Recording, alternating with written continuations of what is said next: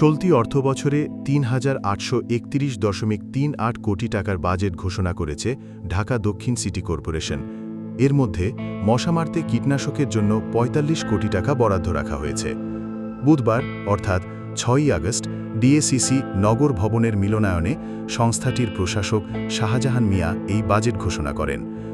২০২৫ ও ২০২৬ অর্থবছরে বাজেটে মশক নিধনে ব্যবহৃত কীটনাশকে ঢাকা দক্ষিণ সিটি কর্পোরেশন ব্যয় করবে ৪৫ কোটি টাকা।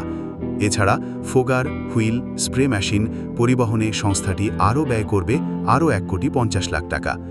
গত অর্থ বছরে অর্থাৎ ২০২৪-২০২৫ বাজেটে মশা মারার বরাদ্দ ছিল ৪৩ কোটি টাকা। আর ফোগার, হুইল, স্প্রে মেশিন পরিবহনে সংস্থাটির আরও বরাদ্দ ছিল ৩,৭৫ লাখ টাকা। গত অর্থ বছরে ঢাকা দক্ষিণ সিটি কর্পোরেশন বাজেট ঘোষণা করেছিল ৬,৭৬০.৭৪ কোটি টাকা। পরে সংশোধিত বাজেট ছিল ২,৬৬৭.৫৯ কোটি টাকা।